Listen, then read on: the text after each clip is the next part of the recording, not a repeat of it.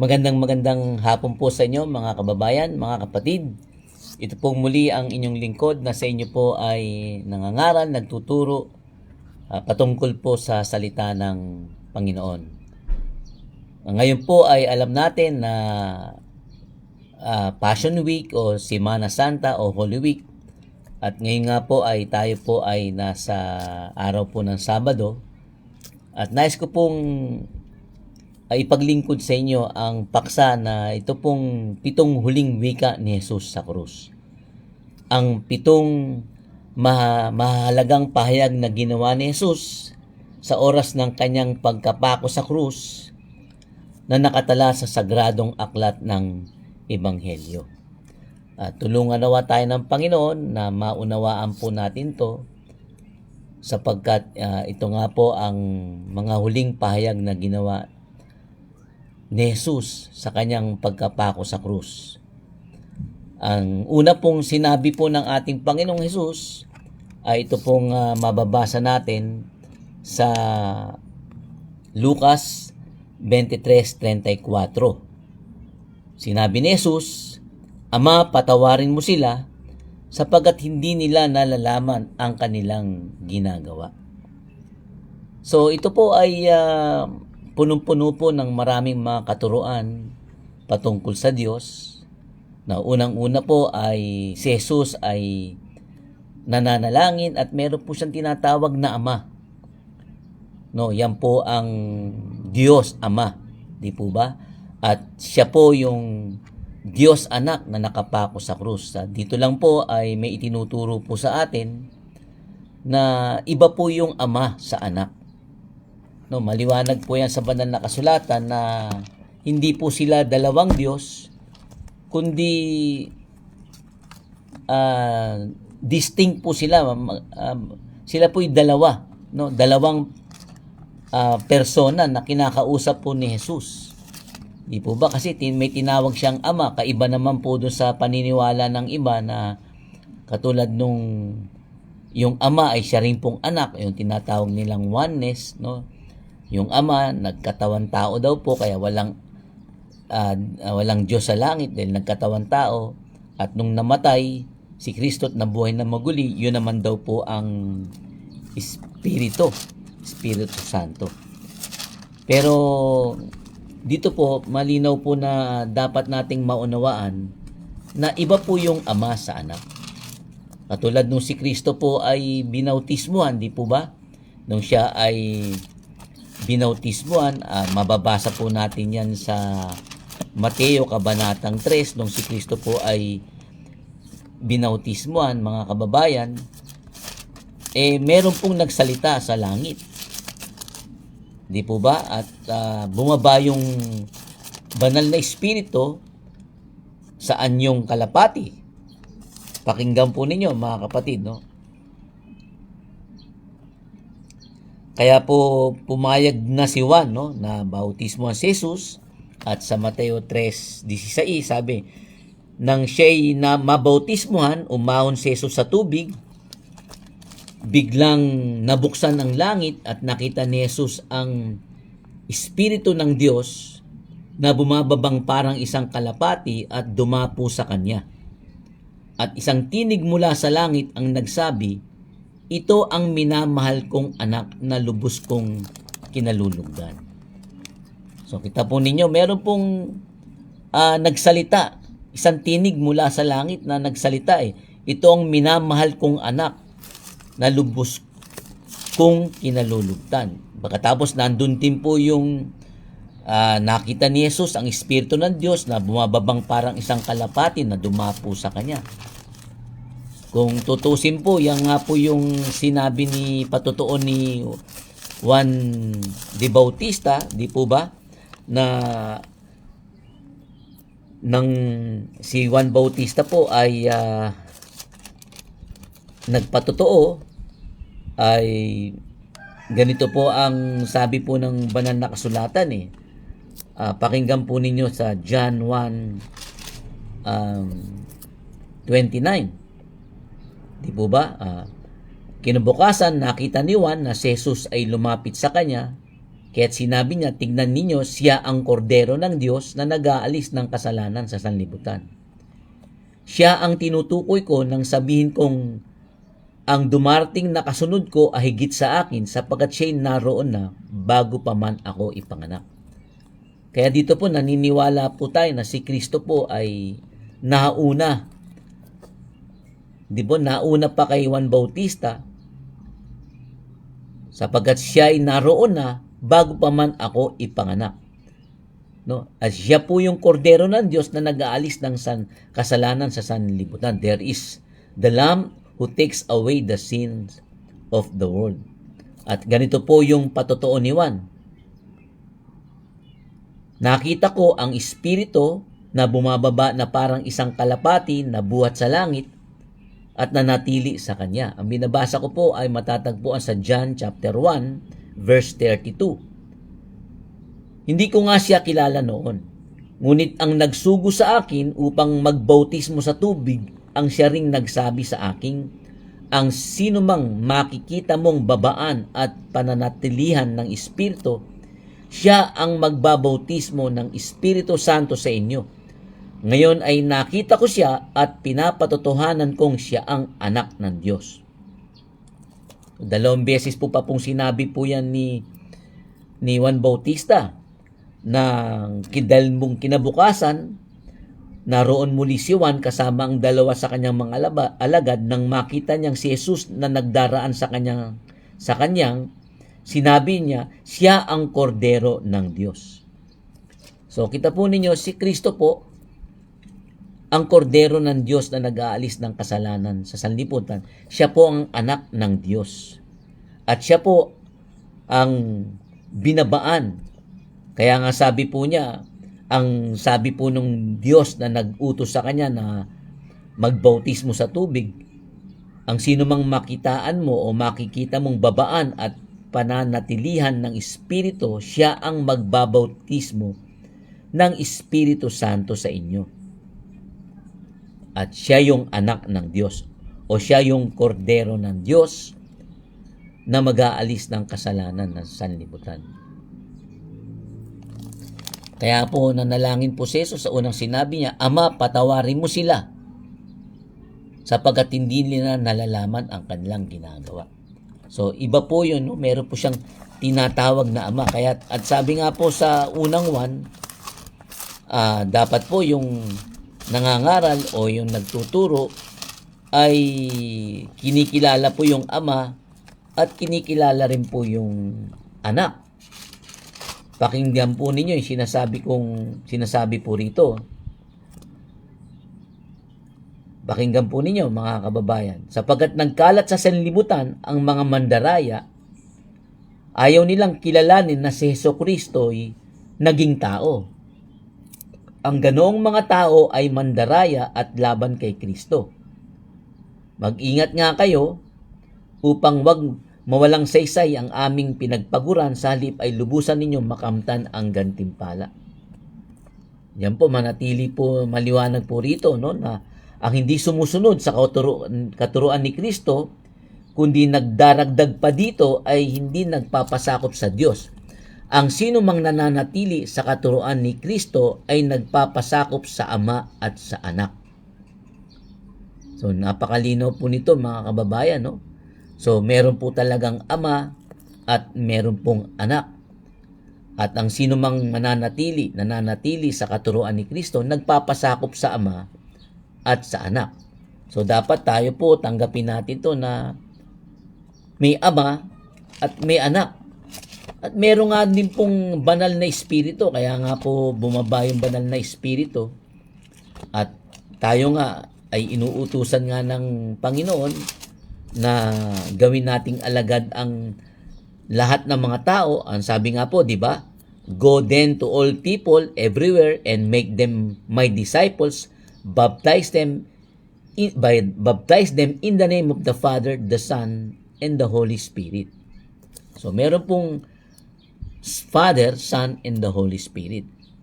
Nangyari po yan nung binautismohan si Kristo. Di po ba may nagsalitang tinig, may nagsalita rin tinig. Iba po yung tinig ng Ama doon sa tinig po ni Jesus. So, sabi po, Ama, patawarin mo sila. Sino po ba yung papatawarin na inihingi po ni Jesus Christ noong panahon nung siya pinapako? Siyempre, yung nagpapako sa kaniya, no, di po ba yung mga hentil? Di ba yung mga sundalong Romano, na unang-unang yun ang inihingi niya ng tawad na sapagkat hindi nila alam yung kanilang ginagawa eh. 'Di ba?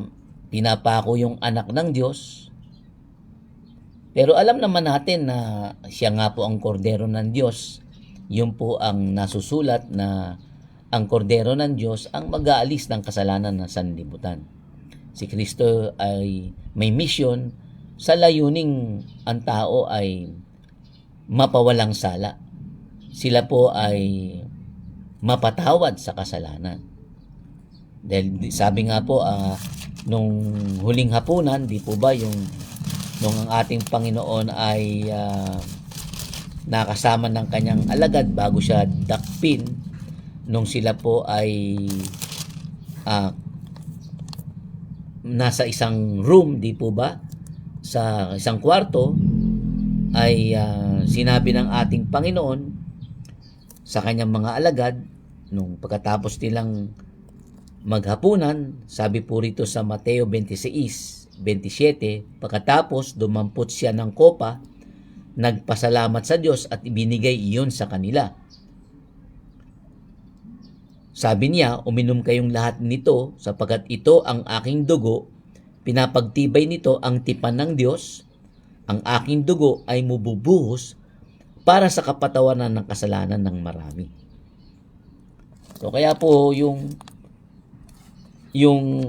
dalangin po ng Panginoon na patawarin mo sila, kasi po magaganap talaga na siya po ay mamatay at mabubuhos ang kanyang dugo. At kapag tayo po ay nagsisi, nagbalik loob sa Diyos, humingi ng tawad, tinanggap natin si Jesus, ay patatawarin po tayo sa ating mga kasalanan. Hiningi po tayo ng Panginoon ng tawad sa Ama, di po ba? Kasi hindi po maaaring mapatawad ang ating mga kasalanan dahil ang sabi po rito, ang aking dugo ay mabubuhos para sa kapatawaran ng kasalanan ng marami. Noong mga panahon yun, talagang natitigis na ang dugo ni Kristo dahil pinapako siya sa mga kamay, sa kanyang mga paa, di po ba? At siya ay pinutungan ng koronang tinik na talagang tumutulo na yung kanyang dugo mula sa ulunan at sa mga paghampas sa kanya. At siya po ay talagang dumaranas na ng tumutulo na yung dugo na. Kaya nga sa dugo ng ating Panginoon, mabubuhos para sa kapatawaran ng kasalanan ng marami. Kaya kung wala pong dugo, hindi po tayo malilinis sa ating mga kasalanan. Dapat po nating maintindihan yun na sabi sa Bible, dapat nauunawaan natin na kapag humingi po tayo ng tawad sa Panginoon, kung tayo po'y mananalangin, dapat nating maunawaan na ang sabi po ng Biblia, ngunit kung namumuhay tayo ayon sa liwanag, gaya ng pananatili niya sa liwanag, tayo nagkakaisa at ang lahat ng ating kasalanan ay nililinis ng dugo ni Jesus na kanyang anak. So, lahat po ng kasalanan nililinis ng dugo ni Jesus na kanyang anak. Dahil siya po nga yung kordero ng Diyos na mag-aalis o maglilinis ng kasalanan. Hindi po ibig sabihin ng talatang ito na nung hiningi po tayo ng tawad ng Panginoong Diyos, no, para sa ating mga kasalanan, ay napatawad na nga po tayo sa ating mga kasalanan. Kundi dapat tanggapin po natin ang ating Panginoong Hesukristo, no, i-confess natin ang ating mga kasalanan. Sabi nga po rito, no,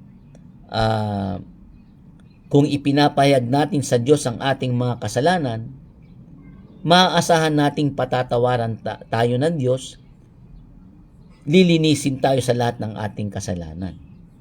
So, kailangan din po nating ipahayag.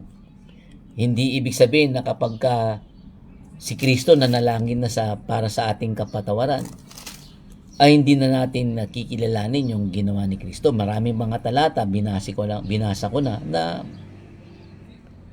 tatanggapin mo yung ginawa ni Kristo na namatay siya para sa iyo, nabuhos ang kanyang dugo sa kasalanan natin, sa kapatawaran ng marami. At kinakailangan magbalik loob tayo sa Diyos, magsisi tayo, ipahayag natin ang ating mga kasalanan at maaasahan nating patatawarin tayo ng Diyos at lilinisin tayo sa lahat ng ating mga kasalanan. Amen po ba? Kaya yan po yung dapat nating maunawaan. At si Kristo, ginagawa po niya yung kanyang gampanin na sabi nga, nananalangin po siya sapagkat siya po yung tagapamagitan natin . Pakinggan po ninyo ang sabi rito.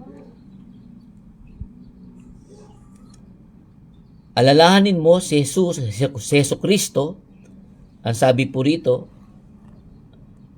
at ang muling binuhay na nagmula sa angkan dinabid, ang sabi po ay siya ring dahilan ng aking pagdurusa at pagkabilanggo na parang isang kriminal, subalit kailanman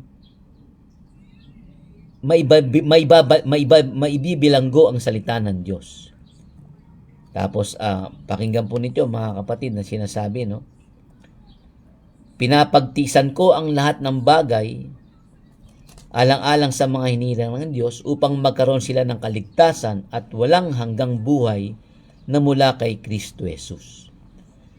At malinaw po rito mga kababayan, ang sabi na malinaw po dyan na si Kristo po ang tagapagligtas natin. At si Kristo po ang sabi po rito, magkakaroon tayo ng kaligtasan at walang hanggang buhay mula kay Kristo Jesus. Sapagkat si Kristo po ang tagapagligtas. At siya po'y nananalangin para sa atin, ngayon po ginagawa niya sapagkat sabi po, iisa ang Diyos at tanging si Jesus lamang ang taong tagapamagitan sa atin at sa Diyos. Inihandog niya ang kanyang buhay upang tubusin ang lahat mula sa kasalanan. So, kaya kita po ninyo, siya po ay tagapamagitan sa Diyos at sa tao. Walang ibang tagapamagitan o walang ibang mediator, no? Kundi si Jesucristo lamang. Siya po ang tagapamagitan natin at sa Diyos. At ang sabi po rito, inihandog niya ang kanyang buhay upang tubusin ang lahat mula sa kasalanan. So, yung ikalawang wika po naman, pero bago po ko basahin yun, yung siyempre, no, Ama, patawarin mo sila sapagkat di nila nalalaman ang kanilang ginagawa. So, kita po ninyo yung hindi natin inaamin yung ating mga kasalanan natin, hindi pa natin naiintindihan na kasalanan yon, na pinagpauna na ng Panginoon na patawarin tayo. No, at nakita po ninyo mga kapatid, para bang sa buhay Kristiyano, minsan may mga tao parang hindi nila alam ang ginagawa nila sa iyo o sa akin, na ginagawan nila tayo ng masama. Pero syempre tayo, 'di ba? Na ipapanalangin pa rin natin yung mga taong gumagawa ng masama sa atin, yung mga naninira sa atin, yung mga nang i-scam sa atin o nanloloko sa atin o nandaraya sa atin. No, di po ba? Kasi nga itinuro nga ni Kristo na ibigin mong yung kaaway at ipanalangin mo ang mga nagsisiusig sa iyo. So yung mga taong umaaway sa iyo, no, o inuusig ka, ginagawan ka ng masama, pinapanalangin pa rin natin yun. Ganun pa rin po yun, yung parang yun ang Kristiyanong pamamaraan, na may mga tao hindi nila alam na nakasasama na yung ginagawa nila sa iyo at sa akin, pero nandun pa rin po tayo na ipinapanalangin natin sila. So sa ikalawang sinabi po ng ating Panginoon, ang sabi niya, no, Sumagot si Jesus, sinasabi ko sa iyo, isasama kita ngayon sa paraiso. So isasama kita ngayon sa paraiso, alam naman natin na si Kristo po ay nandun na po sa krus, tapos siya po ay pinako, sa gitna siya, meron pong sa kanan at meron pong sa kaliwa, na may dalawang kriminal o may dalawang mamamatay tao o meron pong mga insurrector, yung sila po ay nahatulan ng insurrection dahil sila po ay naghihimaksik laban sa pamahalaan ng Roma. Dahil noong mga panahon na yun, nasasakop ang bansang Israel. So dito po na nag 180 degrees turn yung yung isang magnanakaw. Hindi po binanggit yung pangalan. Nung una nangungutya siya, no? Umaamin siya sa sinasabi ng taong bayan, ng mga namamahalang pari o mga pinunong Hudyo na kung ikaw nga ang Kristo, iligtas mo ang sarili mo. O bakit yung iniligtas niya yung iba? Pero ngayon hindi niya maligtas yung kanyang sarili. 'Di ba? Yung sabi ng mga pinuno ng mga Hudyo na nandoon, mga namamahalang pari sa templo na kapwa Hudyo, no, sinasabi, maniniwala na kami kay Jesus, sabi niya sa kanya, no, kung maililigtas niya ang kanyang sarili. Kasi marami siyang iniligtas. So talagang di nila nauunawaan. Inihingi rin po na ng tawad ng Panginoon yang hindi nila pagkaunawa na hindi gagawin ni Kristo na bagamat pwede siyang isang sabi lang niya, darating ang mga anghel. Nakalagay sa Biblia yun, di ba? Nung inaresto po si Kristo.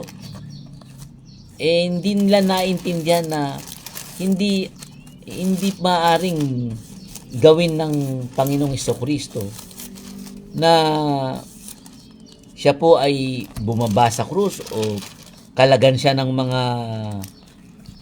mga anghel. Di po ba? Kasi yun nga po ayon sa nasusulat. Di ba? Na ayon sa po sa nasusulat, kaya nangyari po ang lahat upang matupad ang sinulat ng mga propeta. Kasi ang sabi nga po ni Jesus no? Nung dinakip na po ni Kristo, ibalik mo yung tabak sa lalagyan. Ang nabubuhay sa tabak ay sa tabak mamamatay. Kasi po, yung isang alipin ng pare, tinapyasan po ng tenga at doon tinamaan no? Nung habang dinadakip si Kristo. Tapos sabi ni Kristo, hindi mo ba alam kung hihingi ako ng tulong sa aking ama ay papadalhan agad ako. Papadalhan niya ako ng 12 batalyong mga anghel. Ngunit paanong matutupad ang mga kasulatan na nagsasabing ito'y dapat mangyari? Kaya sabi ni Kristo, ngunit nangyari ang lahat ng ito upang matupad ang sinulat ng mga propeta. So, nung nakapako si Kristo sa krus, pati yung mga taong yan, hindi nila naintindihan. Hindi nila alam na yung pinapako nila ay anak ng Diyos. Pero nangyari nga po yan upang matupad ang sinulat ng mga propeta. Sabi nga po, paano matutupad ang mga kasulatan na nagsasabing ito'y dapat mangyari kung si Kristo ay magpapadala ng anghel ng sabi nga rito 12 batangilyong anghel sa Mateo 26:53 po yan. Kayang gawin po ni Kristo yun at ng Ama, pero nakasulat po di po ba? Dapat mangyari na si Kristo ay mamatay, ilibing at mabuhay na maguli upang matupad ang kanyang misyon. At yun nga po, yung sabi ko nga sa inyo, narinig marahil yung nung magnanakaw na umihingi pa ng tawad ang Ama, patawarin mo sila. Narinig marahil ito nung isang magnanakaw. Di po ba? At naantig ang kanyang damdamin, no? At siya ay nagkaroon ng pananampalataya kay Jesus sapagkat siya ay Hudyo. Alam nilang may darating na Mesiyas. At sa mga panalangin ni Jesus ay at sa mga nagdaang sa buhay niya na talagang nakita niya marahil ang mga ginawa ni Jesus at nung siya ay napako sa krus, doon, no, siya po ay sumampalataya. Kaya sabi niya, alalahanin mo ko pagdating mo sa iyong kaharian. Pero sumagot si Jesus, sinasabi ko sa iyo, ito po yung ikalawang wika, isasama kita ngayon sa paraiso. So dito po, ang Diyos ay makapangyarihan talaga na makapagligtas sa sino mang gusto niyang iligtas. Walang makapipigil sa Panginoong Hesukristo kung nais kanyang iligtas. Ililigtas at ililigtas kanya. Kahit nasa kalagayan pang malapit ka ng mamatay, basta't ikaw ay nagsisisi at sumasampalataya na siya ngayon ang Jesus, ang Kristo, ang anak ng Diyos. At nung makita ni Jesus yun, sabi niya, isasama kita ngayon sa paraiso. So, diyan po may paniniwala din tayo na kapag ang tao ay namatay, pupunta siya sa paraiso. Yan po ang paniniwala natin na kapag ang tao namatay na may pananampalataya, sumasampalataya kay Kristo, isasama po yan ng Panginoon sa paraiso. Yan po yung lugar na hindi po pagdurusa, na kapag isinama ka, kasi alam natin, may kwento po sa Biblia na si Kristo rin po ang nagkwento sa Lucas 16 na may dalawang namatay, di po ba? Na yung mayaman at saka pulubi, namatay ang pulubi, siya'y dinala ng mga anghel sa piling ni Abraham sa langit. Bilang isang parangal. So ito po yung pinaniniwalaan din natin na Abraham's bosom o sa piling ni Abraham sa langit. Pero yung mayaman, ang sabi po rito, no,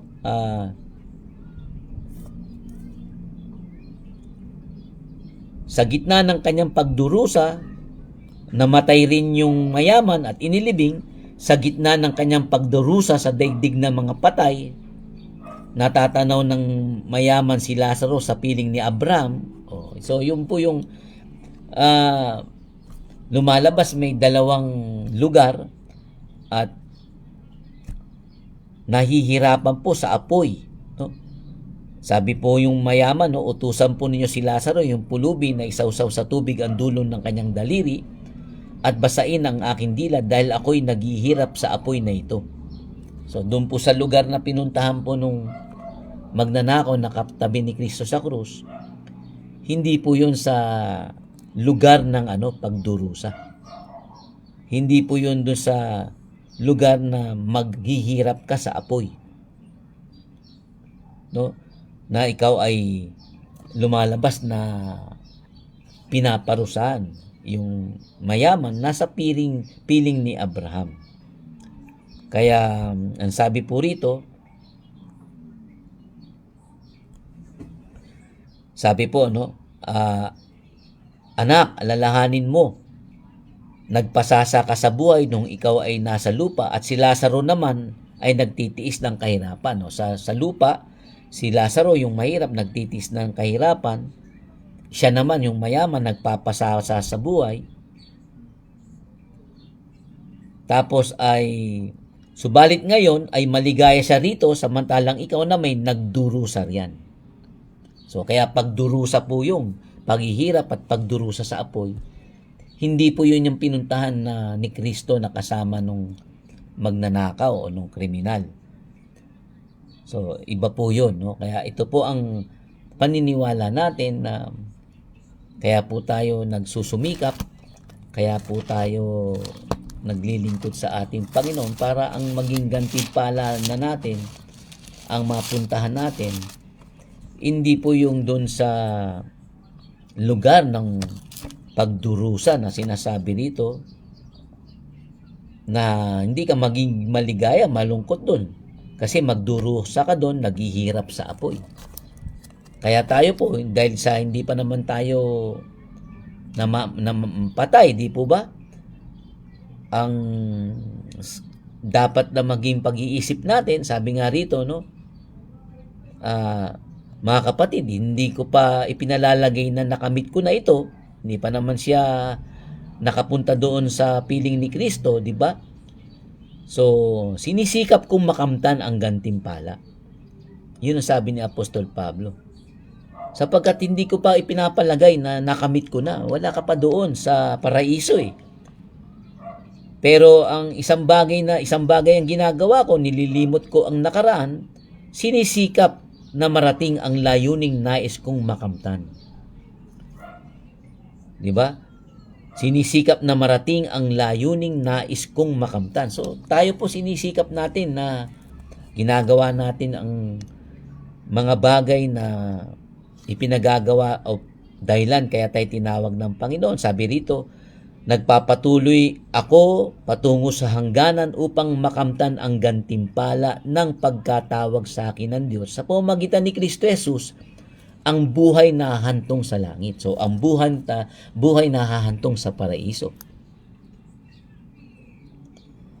So, yan po. Kaya dapat po nagpapatuloy kasi hindi pa natin nakakamtan yung gantimpala ng pagtawag sa atin ng Panginoon Diyos.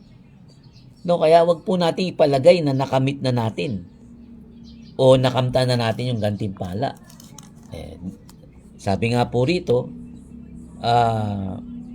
kaya dapat magpatuloy, patungo, sabi po sa English, no? So, I run straight toward the goal in order to win the prize, which is God's call through Jesus Christ to the life above. So, sa paraiso, no, sa langit. So, sa ikatlong sinabi ni Jesus, nang makita ni Jesus ang kanyang ina at minamahal niyang alagad na sa tabi nito, no, sinabi niya, "Ginang, narito ang iyong anak." At sinabi niya sa alagad, "Narito ang iyong ina."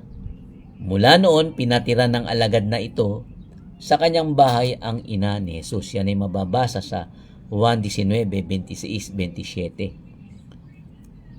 So, dito po, mauunawaan natin na kasi po, si Juan na alagad ni Kristo, kasama po nung kanyang nanay kasi nung nakapako si Kristo po ay may 4 po na babae doon.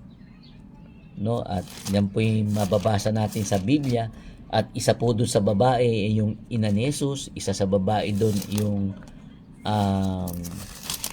yung si Maria na Magdalena, di po ba? At ang isa pa po doon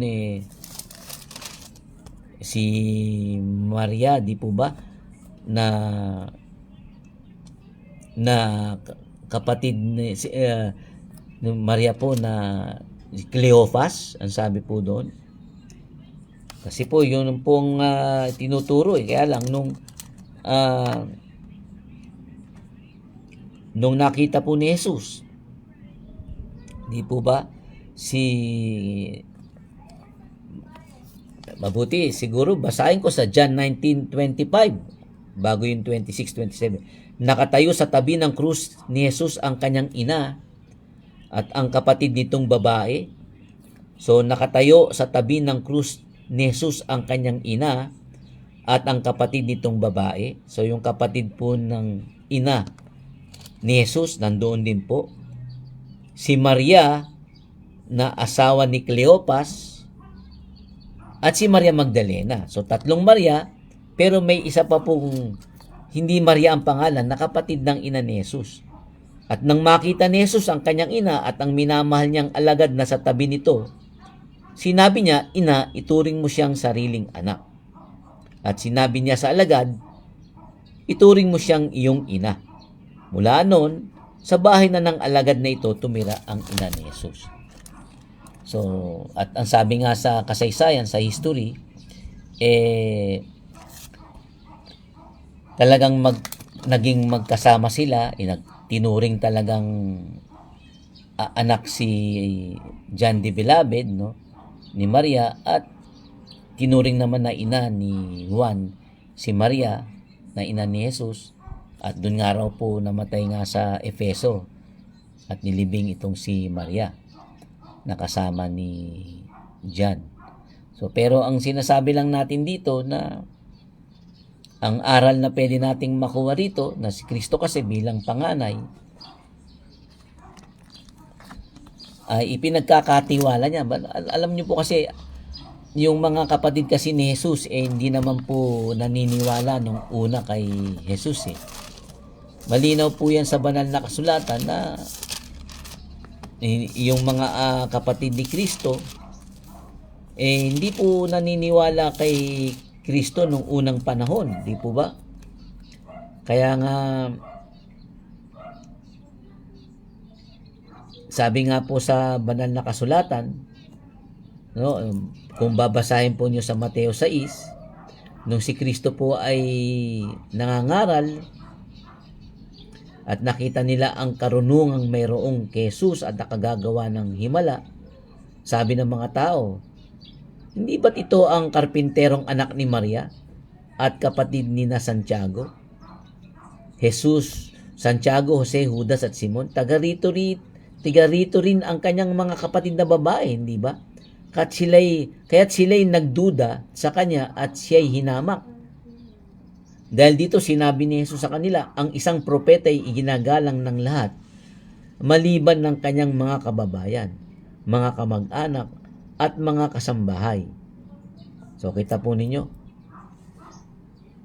ang isang propeta ay ginagalang ng lahat, maliban ng kanyang kababayan, mga kamag-anak, at mga kasambahay. Kaya po hindi siya nakagawa ng himala roon maliban sa ilang may sakit na pinatungan niya ng kanyang kamay at pinaggaling. Nagtaka si Jesus dahil hindi sila naniwala sa kanya. So kita po ninyo mga kapatid na maging yung mga sa lugar ni Jesus hindi po naniwala sa kanya. Ultimong mga kapatid niya dahil kilala nga po niya yung mga kapatid, kilala nila si Jesus, kilala nila yung mga kapatid ni Jesus. No? At ang sabi nga po rito na hindi po naniniwala yung sa kasarili mong kasambahay, kababayan mo, wala nga pong, sabi nga po ni Kristo, no? Ang isang propeta ay iginagalang ng lahat sa lahat, no? Maliban ng kanyang mga kababayan, mga kamag-anak at mga kasambahay. Kaya nga ang ginawa ni Kristo, dahil hindi naman po sumasampalataya yung ibang mga kapatid niya sa laman, spiritually ipinagkatiwala niya yung kanyang nanay kay John the Beloved na alagad niya. Di po ba na laging kasama ni Kristo Jesus na tinuruan niya na ginawang alagad ni Jesus. At yan nga po si Andres, at saka si Santiago, si Juan at saka si Pedro, yan laging tatlong kasama ni Kristo na talagang itinuro talaga ni Kristo ang lahat ng dapat nilang malaman para sila ay pag sila na ang mga apostol at mga ngaral ay maipangaral nila ng kompleto. At yan nga po na sa ating pong pagiging Kristiyano, kung ikaw ay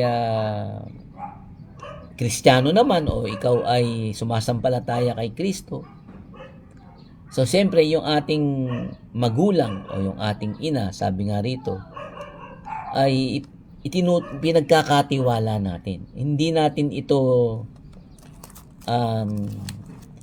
pinababayaan.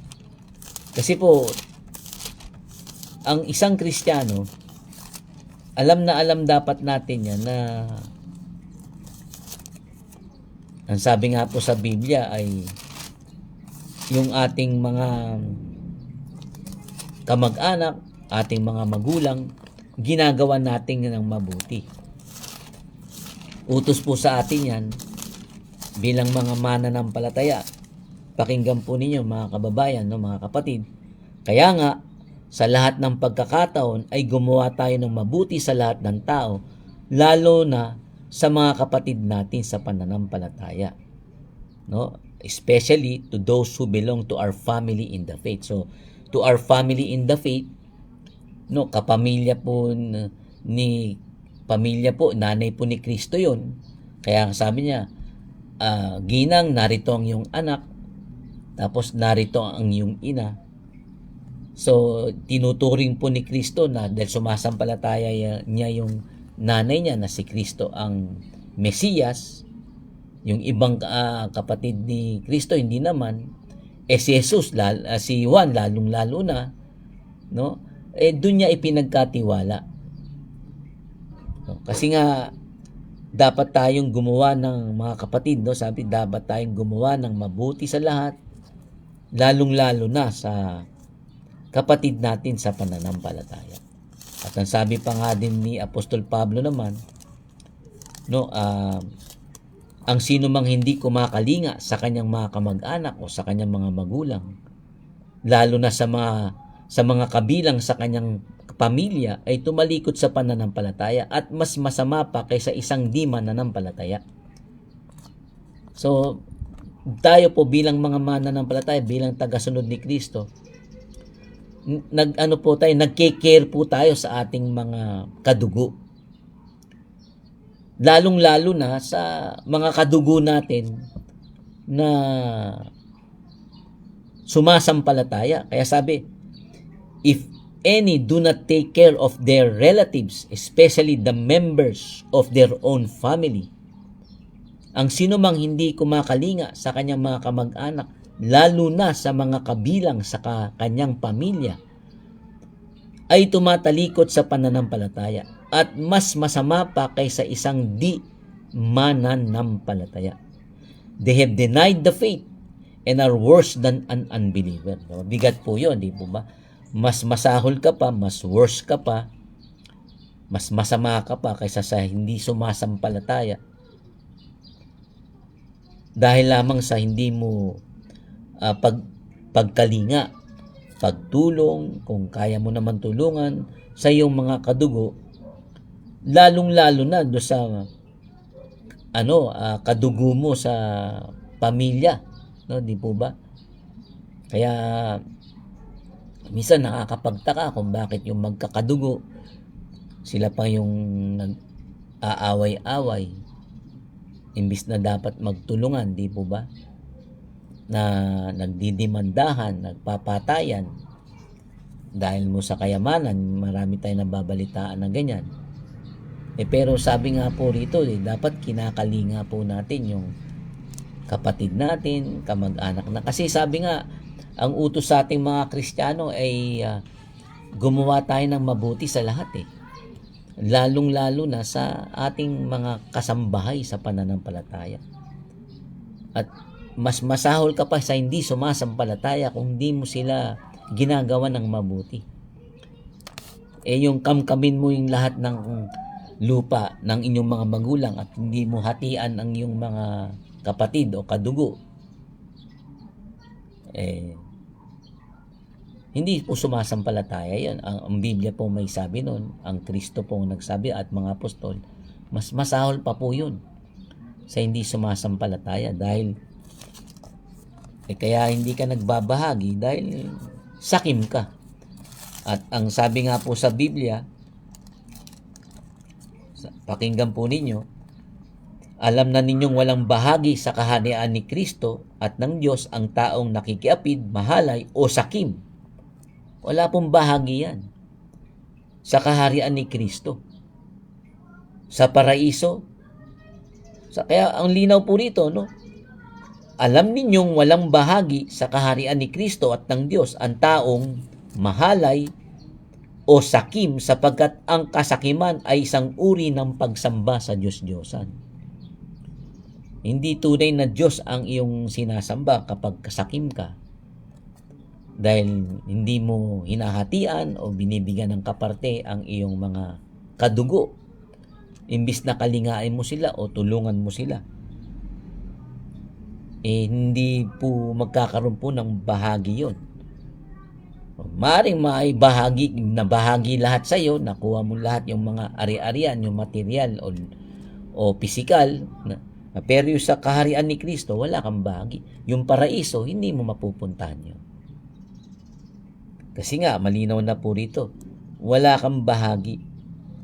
You may be sure that no one who is immoral, indecent, or greedy, for greed is a form of idolatry, will ever receive a share in the kingdom of Christ and of God. Wala kang share, no, sa kingdom of Christ of God. Kasi nga ang isang nakikita po dapat sa isang mananampalataya, sa isang tagasunod ni Kristo, hindi sakim. At sabi nga po, hindi ka pa makapaglilingkod sa dalawang Panginoon. Amen po ba? At sabi pa nga, dapat mag-ipon tayo ng kayamanan sa langit. So, sa pang-apat po na wika ni Jesus, sa ika-4 na sinabi ni Jesus, nang mag-aalas 3 na ng hapon, sumigaw si Jesus, Eli, Eli, lema sabachthani, nang ibig sabihin, Diyos ko, bakit mo ako pinabayaan? Yan, yung iba, masyadong maraming controversial sa talatang ito dahil yung iba sinasabi nga po, o kita mo, hindi siya Diyos kasi may tinatawag siyang Diyos. At siya yung pinabayaan at saka meron bang ganong Diyos na mahina. Pero ito pong sinabi po nito na Diyos ko, ito po mga kababayan ay binanggit na rin po ni Haring David. Yang Diyos ko, bakit mo ako binabayaan? Yan po ay binanggit na po sa awit at yan po ay sinitas ng ating Panginoon. Kinote niya yung mga verse na yan na kung saan dahil nga po ganyan po yung nangyari din po kay David, no? Di po ba na nangyayari na sa kanyang panalangin sinasabi niya na parang pinabayaan siya, no, na hindi siya sinakluluhan ng Panginoon sa kanyang mga ginagawa, no, bilang hari. Pero hindi po ganoon, ano po. Ang alam natin na si Kristo po sa panahong ito, nasa kanya lahat ng kasalanan ng sanlibutan. Kasi siya nga po ang kordero ng Diyos na mag-aalis. Siya po yung handog na mag-aalis ng kasalanan. Ang lahat po ng kasalanan ay na kay Kristo. So, malinaw po yan na sa banal na kasulatan, sinabi po rito na si Kristo hindi po nagkasala sa 2 Korinto 5:21. Ngunit dahil sa atin siya itinuring na makasalanan upang sa pamamagitan niya ay maging matiwid tayo sa harap ng Diyos.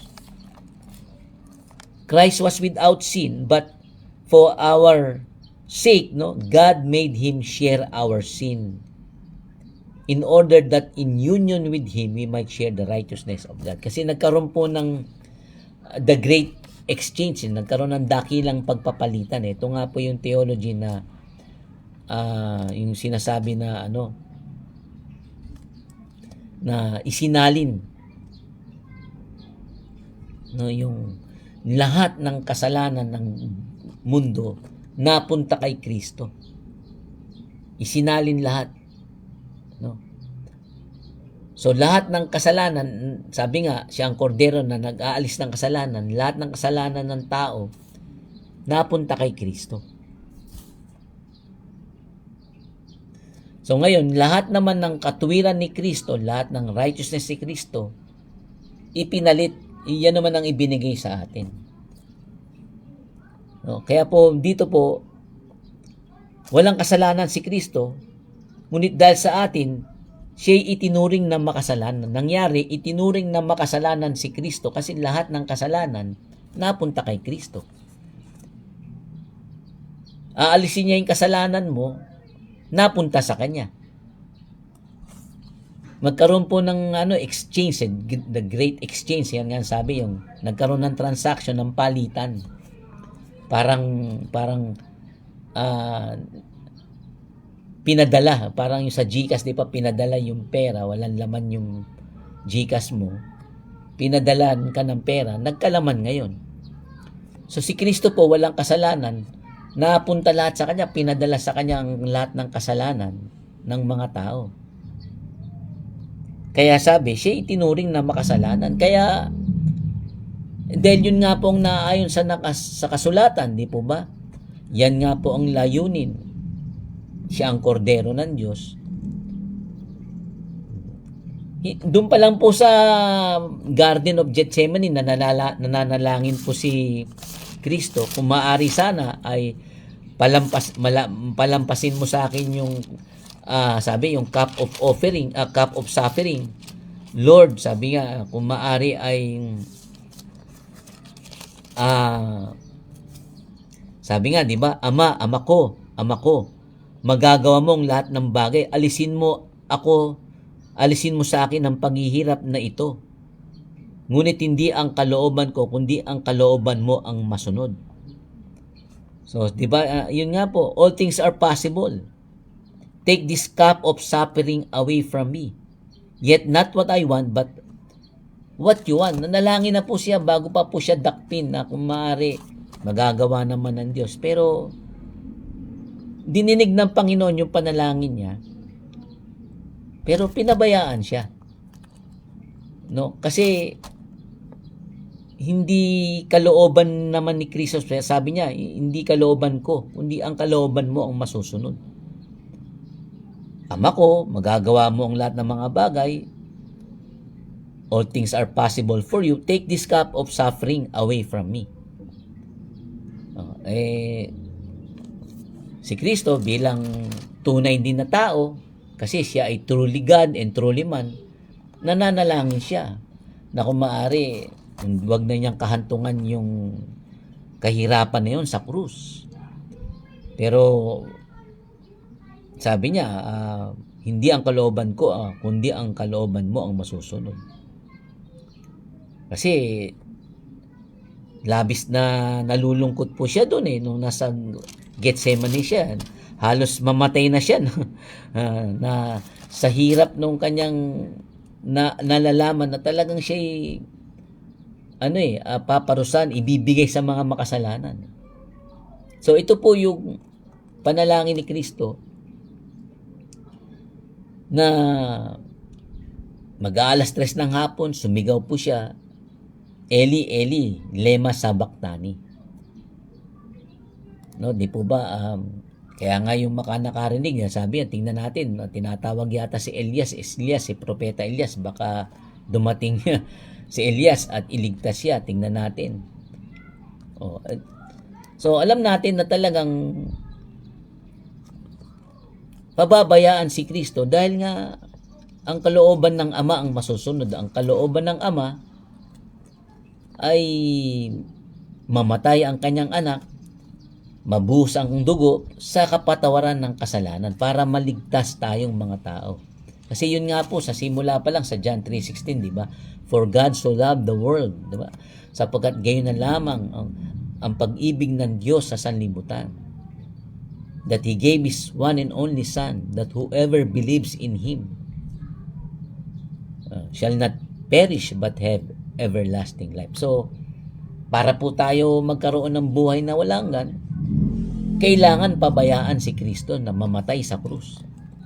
Kailangan magbayad si Kristo kasi nga hindi pwedeng sumalungat ang Diyos sa kanyang layunin, di po ba? At sabi nga yung ginawa na yon ni Kristo ay kalugod-lugod sa Diyos. Dahil ang kabayaran ng kasalanan ay kamatayan. Hindi mangyayaring ang kabayaran ng kasalanan, hindi mangyayari pong mapupunta sa magkakaroon tayo ng buhay na walang hanggan kung si Kristo po ay hindi pinabayaan. Pakinggan po ninyo, sabi rito, sapagkat kamatayan ang kabayaran ng kasalanan, ngunit ang libreng kaloob ng Diyos ay buhay na walang hanggan sa pamamagitan ni Kristo Jesus na ating Panginoon. Sin pays its wage, death, but God's free gift is eternal life in union with Christ Jesus our Lord. So hindi tayo ganap na magkakaroon ng buhay na walang hanggan o ng kaligtasan kung si Kristo po ay hindi po nahatulan ng kamatayan. At hindi po mairirigalo sa atin ang kaligtasan at buhay na walang hanggan kung hindi nga po si Kristo ay nagbayad ng kasalanan. Kaya kailangan po matupad yung pagbabayad ng kasalanan. No? At yun nga po ang si Kristo po ang nahatulan. Kaya nang nahatulan na si Kristo, tayo naman po, dahil sumampalataya kay Kristo, hindi na po tayo hahatulan. Kaya pakinggan po ninyo. Kaya nga, hindi nahahatulang maparusahan ang mga taong nakipag-isa na kay Kristo Jesus.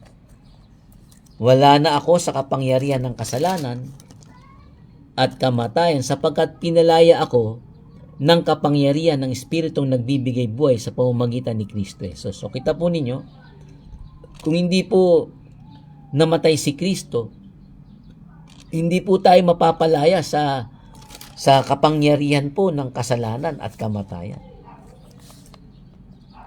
Hindi po mangyayaring hindi na tayo hahatulang maparusahan. Mahahatulan pa rin tayo maparusahan kung hindi po si Kristo nahatulan ng kaparusahan ng kamatayan. Amen po ba? Kaya po napakahalaga po yung death of Christ in the cross. Yung kanyang suffering. No, dahil sa mga paghihirap ni Kristo, doon po tayo naligtas, doon po tayo napatawad sa ating mga kasalanan. Di po ba? At kaya nga sabi po sa pamamagitan ng mahalagang dugo ni Kristo sa 1 Peter 1:19, no, siya ang korderong walang batik at kapintasan. Pinili siya ng Diyos sa gawaing ito bago pa nilikha ang daigdig. Isipin po ninyo, si Kristo, sabi po ni Pedro sa unang Pedro 1:20, bago pa nilikha ang daigdig, ay pinili na po si Kristo. Yun na ang plano. No? Pinili na siya ng Diyos, si Kristo, yung kordero na walang batik, walang kapintasan, no, na magkakatawan tao, at ipinahayag siya alang-alang sa atin bago sumapit ang katapusan ng mga panahon. Dahil kay Kristo, sumasampalataya kayo sa Diyos na sa Kanya'y muling bumuhay at nagparangal, kaya't ang inyong pananampalataya at pag-asa ay nasa Diyos. Amen po ba? At malinaw po dito nakalagay pa, no? Nang siya'y insultuhin, hindi siya gumanti, si Kristo po. Nang siya'y pahirapan, hindi siya nagbanta. Sa halip, pinaubaya niya ang lahat sa Diyos na makatarungan kung humatol. No? So, Jesus, no, sabi rito, place his hopes in God, the righteous judge. Pinagkatiwala na ni Kristo, no, ang lahat. No, pinaubayan na niya ang lahat sa Diyos na makatarungan humatol. So, at kaya nga ang hatol, di po ba, ay kamatayan, mamamatay si Kristo, yan ang po ang plano, dahil nga sabi, at sa kanyang pagkamatay sa krus, pinasan niya ang bigat ng ating kasalanan upang tayo'y mamatay na sa kasalanan. So, yung pagpasan ni Kristo sa krus, yung pagpasan niya ng bigat ng ating kasalanan, no, upang tayo mamatay na sa kasalanan. Sa kanyang pagkamatay sa krus, mamamatay tayo sa kasalanan. So wala na po yung kasalanan. Namatay na tayo sa kasalanan. So pag namatay ka na, hindi ka na makagagawa ng kasalanan. Kasi namatay ka na eh. Wala ka nang magagawa, patay. Kaya ang patay, hindi ko nakakakilos, hindi gumagawa, hindi nakakapag-isip, hindi po nakakalakad o gumagalaw. So, spiritually, sa pagkamatay sa krus ni Kristo, nag-stop na yung paggawa mo ng kasalanan. Namatay ka na. No, kasi nga, yung pa no, nagkaroon ng dakilang palitan yung kasalanan mo, yung kasalanan natin, napunta kay Kristo. Napunta sa kanya, pinasan niya Di po ba? Sa kanyang pagkamatay sa krus, pinasan niya. So, walang naiwan sa iyo at sa akin na kasalanan, dala-dala niya lahat. Para pagka namatay siya sa krus, sabi po rito, mamatay ka na rin sa paggawa ng kasalanan. Wala ka ng kasalanan.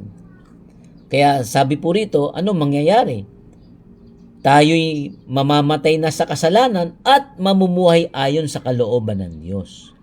Kayo'y pinagaling na sa pamamagitan ng kanyang pangasugat. Kaya po yan po yung sinasabi, it is by His wounds that you have been healed.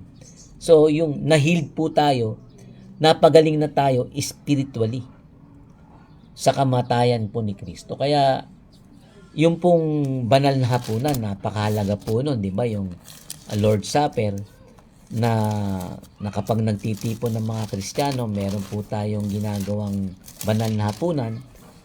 At ang utos nga po ng Panginoon sa atin kapag tayo'y nagsasalo-salo o kumakain, di ba? Sabi po ni Pablo, ito ang katuroang tinanggap ko sa Panginoon at ibinibigay ko naman sa iyo. Nang gabing siya'y ipagkanulo, ang Panginoon ni Jesus ay dumampot ng tinapay, nagpasalamat at pinagpira-piraso iyon at sinabi, ito ang aking katawan na inihahandog para sa inyo. Gawin ninyo ito bilang pag-alaala sa akin. So yung katawan, inihandog yun matapos maghapunan, dumampot din siya ng kopa at sinabi, ang kopang ito ang bagong tipan ng Diyos na pinagtibay ng aking dugo. Tuwing iinumin ninyo ito, gawin ninyo bilang pag-alaala sa akin. Inaalala po natin yung ginawa ni Kristo sa krus. Sa tuwing tayo po ay magkakaroon ng banal na hapunan o Lord's Supper. Kaya sabi po, sapagkat tuwing kakain kayo ng tinapay na ito at iinom sa kopang ito, ipinapahayag ninyo, pinoproclaim ninyo ang kamatayan ng Panginoon. You proclaim the Lord's death until He comes.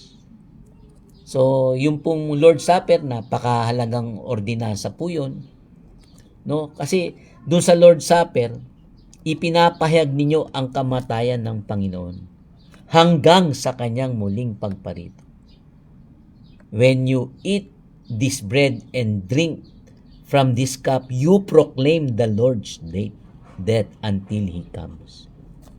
You proclaim, inaalala mo yung ginawa ni Kristo sa iyo at ipinapahayag mo na talagang namatay si Kristo para sa iyo at ipinapahayag mo rin na darating yan. Kaya nagbabanal na hapunan tayo hanggang sa dumating si Kristo. Kung hindi po pinabayaan po si Kristo, ay wala po tayong commemoration o pag-alaalang gagawin. O wala po tayong pag-proclaim na gagawin dito na you proclaim the Lord's death until He comes. Kung hindi po pinabayaan si Kristo, di po ba na mamatay sa krus? Kasi nga, pwede naman talagang iligtas hindi pabayaan Di ba? Hindi po tayo pinababayaan ng Panginoon. Di ba? Sabi nga, tayong mga sumampalataya kay Kristo, pinangakuan tayo ng Panginoon na basta't hindi lang tayo magiging mukhang pera, sabi po rito, huwag kayong magmukhang pera sa Hebreo 13:5, at masiyahan na kayo sa anumang nasa inyo. Keep your lives free from the love of money and be satisfied with what you have, for God said, I will never leave you, I will never abandon you. Hindi kita iiwan, ni pababayaan man. Kaya buong tapang na masasabi natin, ang Panginoon ang tumutulong sa atin, di ako matatakot. So kaya hindi po tayo pababayaan dahil pinabayaan na po si Kristo Kaya siya pinabayaan alang-alang sa atin na sasampalataya na mamumuhay na sa kalooban ng Diyos, titigil na sa paggawa ng kasalanan, bagkus maglilingkod sa Panginoon, kaya hindi na tayo pababayaan. Sabi po, hindi kita iiwan, ni pababayaan. Ang Panginoon ang tumutulong sa atin. Kaya po, ang Panginoon ang tumutulong sa atin. Siya po kasi yung mediator natin eh. Di po ba? Si Kristo po ang ating pong tagapamagitan. Yan po ang dahilan pa eh kung bakit si Kristo po ay namatay at nabuhay na muli at umakyat sa langit. Dahil sabi po rito, Hebreo 7:25, lubusan niyang maililigtas ang lahat ng lumalapit sa Diyos sa pamamagitan niya, sapagkat siya'y nabubuhay magpakailanman upang mamagitan para sa kanila. So, kung hindi pinabayaan si Kristo, namatay at nabuhay na muli, na nabubuhay na po magpakailanman, sabi nga po rito, and so He is able now and always to save those who come to God through Him, because He lives forever to plead with God for them. Amen po ba? Siya po ang ating tagapamagitan eh. Siya po ang ating mediator eh. Hindi po tayo direktang makakalapit sa Diyos, kundi sa pamamagitan ni Kristo. Kaya pag tayo nananalangin sa pangalan ni Jesus, makalalapit po tayo sa Diyos sa pamamagitan niya. Sabi po, He is able now and always to save those who come to God through Him, because He lives forever to plead with God for them. Amen po ba? Dito na po natin pong tatapusin muna to. Hindi na natin makukumpleto po yung ika-5, ika-6 at ika-7. Baka sa susunod na kung lolobi ng Panginoon. Pero may isang talata pa akong babasahin sa banal na kasulatan. Kaya po, tinan po ninyo, no? Napakalinaw po rito. Sabi po rito, nung si Jesus ay namumuhay pa rito sa lupa, siya po'y nanalangin. Lumuluhang nakiusap sa Diyos na makapagliligtas sa kanya sa kamatayan. So kita po ninyo sa Hebreo 5:7. Yun nga po yung binasa ko po kanina eh. Kung maaari sana magagawa naman ng Diyos, ng Ama, na all things are possible with God. Kung maaari, hindi siya mamatay, makakapagligtas sa kanya sa kamatayan. Lumuluha si Kristo eh. Nagkulay dugo, yung patak nga po ng kanyang panalangin sa tindi ng pawis ay kulay dugo na, no? Dininig siya ng Diyos dahil lubusang siyang nagpakumbaba. Dininig siya ng Panginoon. Kahit na siya'y anak ng Diyos, natutuhan niya ang tunay na kahulugan ng pagsunod sa pamamagitan ng pagtitiis. So, kita po ninyo. Kaya sabi niya, subalit ang kalooban niyo masunod, huwag sa akin. No? Natutunan po ni Kristo ang tunay na kahulugan ng pagsunod through suffering. No, sabi po rito, kahit na siya'y God's Son, He learned through His suffering to be obedient. Ang tunay na kahulugan ng pagsunod ay sa pamamagitan ng pagtitiis. Kaya kung halimbawa ngayon mayroon tayong konting pagtitiis dahil sa hirap ng buhay, no, nagigipit po tayo sa pananalapi, pero wag tayo magmukhang salapi dahil nangako naman ng Diyos di tayo iiwan at pababayaan. Siya ang ating helper, tutulungan tayo. Pero yan po kasi po ang tunay na kahulugan ng pagtitiis, no? Na matututunan natin ang tunay na kahulugan ng pagsunod through His suffering. At nang siya'y maging ganap, no, sabi po rito, when He was made perfect, siya'y naging walang hanggang tagapagligtas ng lahat ng mga sumusunod sa kanyang kalooban. Kaya si Kristo po ang source of eternal salvation for all those who obey Him. Wala na pong ibang source, no, ng eternal salvation, ng walang hanggang kaligtasan, at walang ibang tagapagligtas na magliligtas sa atin sa walang hanggan No? At siya po ang tagapagligtas ng lahat ng sumusunod sa kanyang kalooban. Gaya nga ni Kristo, di po ba? Sumunod sa kalooban po ng Diyos. Kaya, Diyos ko, bakit mo ako pinabayaan? Pinabayaan siya ng Panginoon Diyos. Dahil yun po ang kalooban ng Diyos. So hanggang dito naman muli, hanggang sa susunod na lang po na pagtalakay ng itong pangangaral natin ng 7 huling wika ni Jesus. At naway kapulutan po natin ito ng aral. Pagpalain po kayo ng Panginoon.